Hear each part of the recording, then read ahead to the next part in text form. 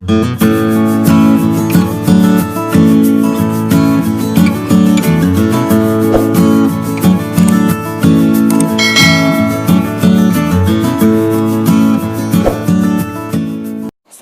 warahmatullahi wabarakatuh teman-teman, kembali lagi dengan aku Rahmi Fikaulia. Jadi di video kali ini aku bakal bahas nih mengenai hal-hal apa aja sih yang harus teman-teman lakuin ketika teman-teman itu gagal atau belum diberikan kesempatan untuk lulus di SBMPTN. Oke, jadi sebelum aku bakal bahas hal-halnya apa aja, aku mau kasih statement bagi kalian. Nah, walaupun teman-teman itu belum lulus, itu bukan berarti teman-teman itu nggak layak ataupun teman-teman itu nggak mampu untuk lulus di perguruan ataupun jurusan yang teman-teman pilih. Tapi, melainkan untuk lulus di SBMPTN di tahun ini itu belum rezeki teman-teman, atau ini merupakan sesuatu hal yang terbaik menurut Tuhan untuk teman-teman gitu. Oke, jadi hal-hal apa ya sih yang harus teman-teman lakuin ketika teman-teman gagal di SBMPTN? Oke, jadi sebelum aku bakalan jelasin hal-hal, aku ingat lagi bagi teman-teman yang belum subscribe, silahkan subscribe karena subscribe itu gratis. Hal pertama yang harus teman-teman lakuin itu adalah teman-teman bisa mengikuti ujian seleksi mandiri. Jadi selain SBMPTN ada lagi nih ujian seleksi lainnya, yaitu seleksi mandiri untuk memasuki perguruan tinggi negeri.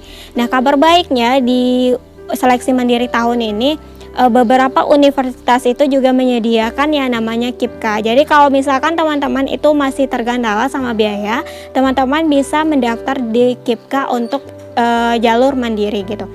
Tapi sebelum teman-teman mendaftar ujian mandiri di universitas tersebut, teman-teman harus pastikan terlebih dahulu apakah universitas tersebut menerima KIPK di jalur mandiri atau enggak. Karena enggak semua universitas yang menerima KIPK di jalur mandiri. Dan setahu aku untuk KIPK di jalur mandiri itu berdasarkan kuota ya teman-teman. Jadi misalkan untuk kuota S6 atau SBM untuk KIPK-nya itu masih ada, maka untuk KIPK di jalur mandiri itu akan dibuka. Tapi kalau kuotanya itu enggak ada, maka KIPK nggak bakalan dibuka, itu setahu aku. Jadi teman-teman rajin-rajin aja melihat informasi-informasi di website universitas. Biasanya untuk pemberitahuan apakah universitas tersebut menerima KIPK di jalur mandiri itu biasanya ada di websitenya. Nah, kalau teman-teman juga pengen tahu, aku udah sharing juga beberapa universitas negeri maupun universitas swasta yang membuka KIPK di jalur mandiri. Teman-teman bisa lihat nih videonya di video aku sebelumnya. Untuk linknya aku bakal cantumin di description box.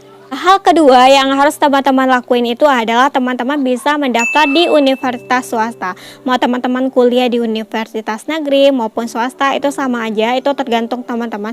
Malahan sekarang itu banyak juga kok universitas swasta yang kualitasnya itu sebanding dengan universitas negeri. Bahkan ada juga universitas swasta yang kualitasnya itu lebih bagus dari universitas negeri. Tapi sebelum teman-teman mendaftar, itu teman-teman harus perhatikan terlebih dahulu akreditasinya, baik itu akreditasi kampus, baik itu akreditasi jurusan, karena akreditasi itu sangat penting banget ketika teman-teman daftar kerja gitu.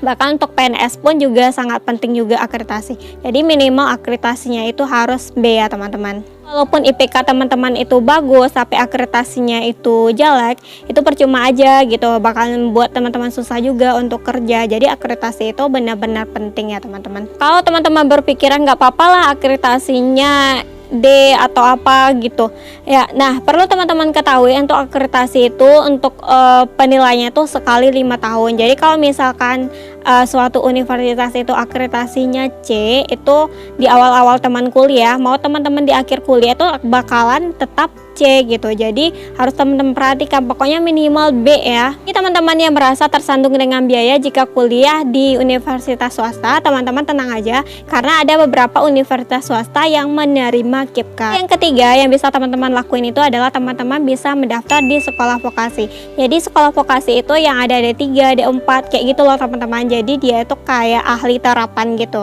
Jadi teman-teman tenang aja, karena untuk sekolah vokasi juga ada kok S1-nya namanya D4.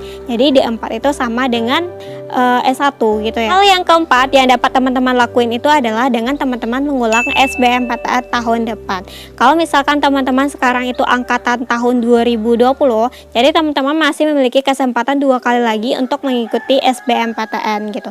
Jadi nggak masalah kok kalau teman-teman nganggur dulu selama 1 tahun. Jadi selama nganggur teman-teman bisa menambah keahlian teman-teman, kayak les dulu, kursus dulu, atau ngapain dulu. Pokoknya sesuatu hal yang bermanfaat yang bisa teman-teman lakuin gitu. Teman-teman merasa kalau mengikuti SBMPTN di tahun depan itu rasanya sudah telat lah, ketuaan lah, dan itu segala macam lah. Nah, jadi nggak apa-apa loh teman-teman, walaupun teman-teman mengikuti SBMPTN tahun depan mau 2 tahun lagi, itu nggak masalah. Karena banyak orang-orang yang seharusnya itu udah tamat kuliah tapi dia baru mulai kuliah gitu. Dan untuk kuliah itu nggak sama ya dengan sekolah biasa, nggak ada tinggal-tinggal kelasnya. Jadi kalau teman-teman masuk setahun atau 2 tahun lagi itu nggak terlambat. Itu pun opsi jika teman-teman pengen ngulang SBMPTN di tahun depan atau 2 tahun lagi.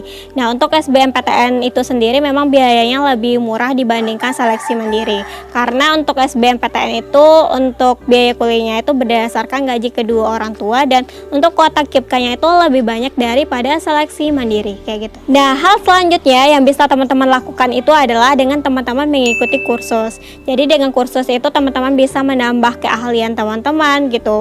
Baik di kursus bidang apapun, terserah teman-teman sesuai minat dan bakat teman-teman, misalnya kursus bahasa Inggris. Lagi untuk bahasa Inggris itu sendiri sangat penting bagi teman-teman ketika kuliah. Nah, karena untuk salah satu syarat wisuda itu diperlukan yang namanya TOEFL. Jadi kalau misalkan teman-teman udah kursus bahasa Inggris dari sekarang, maka teman-teman nanti ketika tes TOEFL-nya bakal mudah lagi gitu. Apalagi kalau teman-teman ingin melanjutkan ke jenjang S2, itu sangat penting banget bahasa Inggrisnya. Selanjutnya yang bisa teman-teman lakukan itu adalah dengan teman-teman kerja freelance. Jadi dengan kerja teman-teman bisa nih ngumpulin sedikit atau banyaknya uang untuk kuliah nantinya gitu. Oke teman-teman, mungkin itu pembahasan dari aku mengenai hal-hal apa aja sih yang bisa teman-teman lakuin ketika teman-teman gagal di UTBK SBMPTN. Jadi teman-teman masih bisa nih melakukan hal-hal yang kreatif, hal-hal yang produktif, dan juga meningkatkan kreativitas teman-teman ketika teman-teman menunda untuk kuliah teman-teman. Jadi walaupun teman-teman gagal itu bukan berarti teman-teman benar-benar gagal jika teman-teman